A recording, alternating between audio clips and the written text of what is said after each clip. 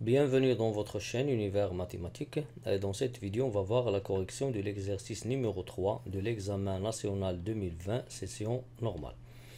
Dans cet exercice, on considère la fonction petit g qui est définie sur l'intervalle 0 plus l'infini par g de x égale à 2 racines de x moins 2 moins ln de x. Pour la première question, on veut montrer que pour tout x, un élément de l'intervalle 0 plus l'infini, g' de x égale racine de x moins 1 sur x. Donc ça veut dire ici, on va calculer la fonction dérivée g de g, la première fonction dérivée de g. Donc on a bien sûr d'après l'énoncé, quel que soit x un élément de 0 plus l'infini, g de x égale 2 racine de x moins 2 moins ln de x. On va considérer x un élément de l'intervalle 0 plus l'infini. On va calculer maintenant g' de x. Donc cette fonction c'est la somme de trois fonctions. La dérivée de 2 racines de x c'est 2 fois la dérivée de la racine qui est 1 sur 2 racines de x. La dérivée de moins 2 c'est 0. Et la dérivée de ln de x, c'est 1 sur x, et il faut garder le moins. Donc le résultat, c'est 2 sur 2 racines de x, moins 1 sur x. Après, en simplifiant par le 2, le résultat, c'est 1 sur racine de x, moins 1 sur x. Et on va maintenant réduire au même dénominateur. On va multiplier le premier terme ici par la racine de x en haut et en bas. Racine de x fois 1, ça donne racine de x. Racine de x fois racine de x, ça donne racine de x carré qui est égal à x. Et 1 sur x pour le deuxième terme. Après, on réduit au même dénominateur et le résultat, c'est racine de x moins 1, le tout sur x. Et ainsi, quel que soit x un élément de 0 plus l'infini, g' de x égale racine de x moins 1 sur x. On passe maintenant à la question petit b. On veut montrer que la fonction g est croissante sur 1 plus l'infini. Donc dire que g est croissante sur 0 plus l'infini veut dire aussi que la fonction g' est g' de x, elle est positive sur l'intervalle 1 plus l'infini. Donc on va considérer x un élément de 1 plus l'infini. Il faut vérifier que g' de x est positive. Et c'est quoi g' de x? C'est la racine de x moins 1 sur x. Donc le résultat de la première question 1a. Donc premièrement, si on prend x un élément de 1 plus l'infini, ça veut dire que x est supérieur ou égal à 1. X supérieur ou égal à 1, ça veut dire que la racine de x est supérieure à la racine de 1 qui est 1. Racine de x supérieure à 1, ça veut dire aussi que la racine de x moins 1 elle est positive. Donc on va trouver ici que le numérateur de la fonction g' de x, le résultat de g' de x, elle est positif. Pour le dénominateur x, du fait que x est un élément de 1 plus l'infini, alors x il est bien sûr strictement positif. Donc le haut il est supérieur ou égal à 0, le bas il est strictement positif. Alors bien sûr le rapport là, racine de x moins 1 sur x, il est supérieur ou égal à 0, et ça c'est g' de x. Alors g' de x qui est égal à racine de x moins 1 sur x, il est positif. Pourquoi? Parce que la racine de x moins 1 il est positive. Le x est strictement positif, alors le résultat est supérieur ou égal à 0. Et du fait que quel que soit x un élément de 1 plus l'infini, g' de x est supérieur ou égal à 0, alors la fonction g elle est croissante sur 1 plus l'infini. On passe à la question petit c. On veut déduire que pour tout x un élément de 1 plus l'infini, ln de x est compris entre 0 et 2 et 2 racines de x. Bien, ce qu'on remarque ici, c'est qu'on veut déduire. Déduire, ça veut dire utiliser la question ou bien les questions précédentes. C'est-à-dire, on va utiliser l'expression de la fonction g, le fait que g elle est croissante. Pourquoi on utilise la fonction g? Puisque ici, on a les deux termes de cette fonction, ln de x qui se trouve ici, et 2 racines de x, de même ici. Bien, donc on va utiliser la monotonie de la fonction g sur l'intervalle 1 plus l'infini. On a déjà montré d'après la question b que g est croissante sur 1 plus l'infini. Sur 1 plus l'infini, ça veut dire que quel que soit x, un élément de 1 plus l'infini, x est supérieur ou égal à 1. Alors g de x est supérieur ou égal à g de 1, puisque la fonction elle est croissante. Alors pour tout x un élément de 1 plus l'infini, puisque dans cet intervalle x est supérieur ou égal à 1, alors g de x, il reste supérieur ou égal à g de 1. Pourquoi? Parce que la fonction elle est croissante sur l'intervalle 1 plus l'infini.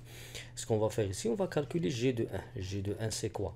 G de 1 d'après cette expression, c'est 2 racines de 1 moins 2 moins ln de 1. ln de 1 c'est 0, 2 fois racine de 1 c'est 2, 2 moins 2 c'est 0, le résultat de g de 1 c'est 0. Alors g de 1 égale à 0, on en déduit que quel que soit x un élément de 1 plus l'infini, g de x est supérieur ou égal à 0.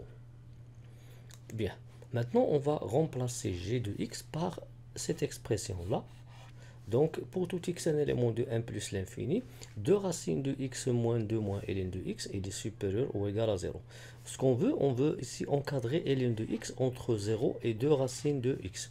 Dans cette expression, je peux écrire maintenant que 2 racines de x moins 2 est supérieur ou égal. Si je déplace moins ln de x à droite, on va écrire ln de x. Ça veut dire ici, je peux écrire que ln de x est inférieur ou égal à 2 racines de x moins 2. Donc, pour tout x un élément de 1 plus l'infini, ln de x est inférieur ou égal à 2 racines de x moins 2. Et 2 racines de x moins 2, elle est inférieure ou égale à 2 racines de x. Bien sûr, ici, on a retranché un 2. Donc, cette expression, elle est inférieure à cette expression. Et on peut l'utiliser comme remarque ici. 2 racines de x moins 2, elle est inférieure ou égale à 2 racines de x. Bien, alors ceci est inférieur à 2 racines de x, donc je déduis maintenant que quel que soit x un élément de 1 plus l'infini, ln de x est inférieur ou égal à 2 racines de x. On a trouvé la première comparaison que ln de x elle est inférieur ou égal à 2 racines de x sur l'intervalle 1 plus l'infini. Il reste maintenant à vérifier que ln de x elle est positive. Bien sûr, puisque x est un élément de l'intervalle 1 plus l'infini, on a déjà vu que sur 0,1 sur 0,1, ln de x, elle est négative. Et sur 1 plus l'infini, ln de x est positive. Donc ici, comme pour tout x un élément de 1 plus l'infini, ln de x est positive. Alors ln de x, il est compris entre le 0 à gauche et 2 racines de x à droite. Alors pour tout x un élément de 1 plus l'infini, ln de x est compris entre 0 et 2 racines de x.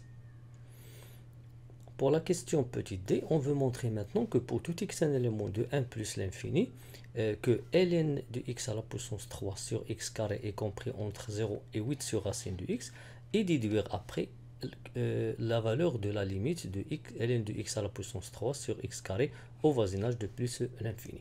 Premièrement, on va essayer d'utiliser le résultat de la question petit c. On a vu que quel que soit x un élément de 1 plus l'infini, ln de x est compris entre 0 et 2 racines de x. Après, on va passer à la puissance 3. Donc, si je prends ln de x à la puissance 3, 0 à la puissance 3 et 2 racines de x à la puissance 3, on va remarquer que quel que soit x un élément de 1 plus l'infini, ln de x à la puissance 3 est compris entre 0 et 2 racines de x à la puissance 3. Pourquoi? Parce que bien sûr, ces membres sont positifs. Bien. Après, je vais simplifier 2 racines de x à la puissance 3. 2 racines de x à la puissance 3, c'est 2 à la puissance 3 fois racine de x à la puissance 3. 2 à la puissance 3, c'est 8. Racine de x à la puissance 3, c'est la racine de x au carré fois racine de x. C'est x racine de x. Donc, le résultat, pour tout x un élément de 1 plus l'infini, ln de x à la puissance, le tout à la puissance 3 est compris entre 0 et 8 x racine de x. Maintenant, je divise par x carré. Je divise le tout par x carré, puisque x carré, il est non nul et strictement positif. Donc, on ne va pas changer ici l'ordre de ces deux membres. Donc, ln de x, le tout à la puissance 3 sur x carré, est compris entre 0 sur x carré et 8x racine de x sur x au carré. Bien, donc on veut obtenir ce membre-là qui se trouve au centre, le 0 à gauche, et il faut simplifier maintenant cette expression pour trouver 8 sur racine de x. Bien sûr, je simplifie 8x racine de x sur x carré, je simplifie par le x, le résultat c'est 8 racine de x sur x. J'écris x en bas sous la forme racine de x carré, je simplifie par la racine, et le résultat c'est 8 sur racine de x. Alors pour tout x, un élément de 1 plus l'infini, ln de x à la puissance 3 sur x carré est compris entre 0 et 8 sur racine de x. Donc on a trouvé le résultat demandé. On veut déduire maintenant la valeur de cette limite. Donc du fait, donc premièrement, on a bien sûr cette expression ou bien cette fonction qu'on veut calculer la limite au voisinage de l'infini. Elle est comprise entre deux fonctions, la fonction nulle qui est 0 à gauche et cette fonction 8 sur racine de x qui se trouve à droite. Premièrement, pour trouver la limite au voisinage de l'infini, on remarque qu'à gauche, on a le 0. Il suffit maintenant de calculer la limite au voisinage de plus l'infini de 8 sur racine de x. Cette limite, c'est quoi? Elle est égale à 0. Bien sûr, 8 sur racine de x, elle tend vers 0 quand x tend vers plus l'infini. Donc, du fait que, quel que soit x, un élément de 1 plus l'infini, ln de x, le taux à la puissance 3 sur x carré, le taux est compris entre 0 et 8 racine de x, avec bien sûr la limite de cette fonction, c'est-à-dire cette fonction elle tend vers 0 à droite, et à gauche c'est le 0, alors la limite de la fonction au centre de ln de x à la puissance 3 sur x carré, cette limite est égale aussi à 0. Pour la deuxième, pour l'autre question de A, on veut montrer que la fonction grand G, qui est égale bien sûr à x facteur de moins 1 plus 4 tiers racine de x moins ln de x, est une primitive de g sur 0 plus l'infini. C'est-à-dire que cette fonction est une primitive de cette fonction sur l'intervalle 0 plus l'infini. Comment on va répondre à cette question? On va considérer x un élément de 0 plus l'infini et on va calculer grand g' de x, puisque grand g, c'est, on veut montrer que c'est une primitive de petit g. Donc on va dériver la fonction grand g, il faut trouver le résultat petit g. Donc soit x un élément de 0 plus l'infini, on va calculer g' de x. G de x, il s'écrit comme produit de deux fonctions, u fois v. Bien sûr, premièrement, on va prendre la dérivée de u fois v. La dérivée de u, c'est quoi? C'est 1 fois la fonction tout entière. Donc on va prendre ici g' de x, c'est quoi? C'est 1, je ne vais pas écrire le 1, je vais écrire entre parenthèses la fonction qui se trouve, qui représente v, donc moins 1 plus 4 tiers racine de x moins ln de x, plus. Ça c'est le u, ça c'est le v, ça c'est un produit. La dérivée de u fois v, c'est la dérivée de u fois v plus la dérivée de v fois u. Donc maintenant je vais garder x et calculer la dérivée de cette fonction. Donc je garde le x, donc j'écris plus x, et bien sûr la dérivée de moins 1 c'est un 0. La dérivée de 4 tiers racine de x, c'est 4 tiers fois la dérivée de la racine qui est 1 sur 2 racine de x. Et la dérivée de moins ln x, c'est moins 1 sur x. Et le résultat maintenant, x facteur de 4 tiers fois 1 sur 2 racine de x moins 1 sur x. Après, je simplifie, donc je garde tous les trois termes. Ici, je développe le résultat 4 tiers fois 1 demi racine de x. Ça va donner 2x sur 3 racine de x moins 1. Bien. Après, bien sûr, le moins 1 avec le moins 1, ça donne 1 moins 2, moins ln de x. Et le résultat, bien sûr, je vais écrire 4 tiers ln, 4 tiers racine de x. Et pour cette expression, on sait que x sur racine de x, je peux l'écrire racine de x au carré sur racine de x. Je simplifie, je trouve que c'est la racine de x. Alors, je vais écrire ici 2 tiers racine de x. Bien, après, je vais calculer cette somme. 4 tiers racine de x plus 2 tiers racine de x, ça donne 6 tiers racine de x, qui est 2 racines de x. Et le résultat, c'est moins 2, moins ln de x, plus 2 racine de x. Et bien sûr, je trouve que ce résultat, ce n'est que la fonction petit g de x. Alors, g' de x est égal à g de x, quel que soit x, un élément de 0 plus l'infini. Par suite, je peux dire maintenant que la fonction grand g est une primitive de la fonction petit g sur l'intervalle 0 plus l'infini. Ça, c'est pour la question de petit a. Pour la question de petit p, on veut calculer l'intégrale de 1 à 4 de g de x d de x. Donc, pour cette intégrale, donc, pour calculer cette intégrale, il suffit de déterminer une primitive de petit g sur l'intervalle 1, 4. Bien sûr, on sait que la fonction g est une primitive de petit g sur l'intervalle 0 plus l'infini. Et puisque l'intervalle 1, 4 est une partie de 0 plus l'infini, alors grand g est une primitive de petit g sur cet intervalle. Donc, je peux écrire ici qui est égal à grand g de x 1, 4, puisque grand g est une primitive de petit g sur 1, 4. Et cette écriture est égale à g de 4 moins g de 1.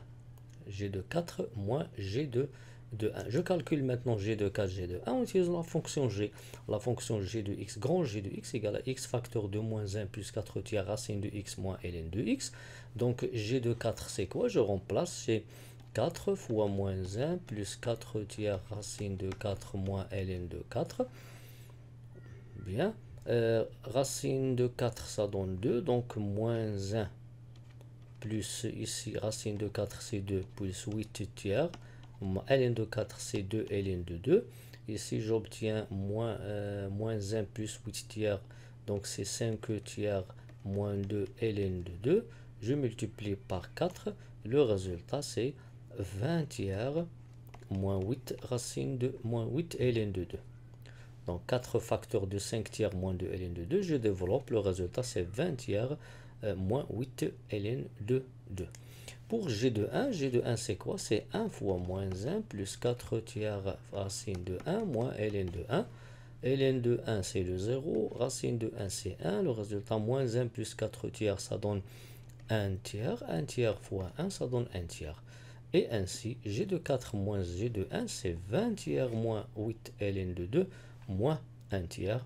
Et 20 tiers moins 1 tiers, ça donne 19 tiers moins 8 ln de 2. Et ça, c'est l'intégrale de 1 à 4 de g de x d de x.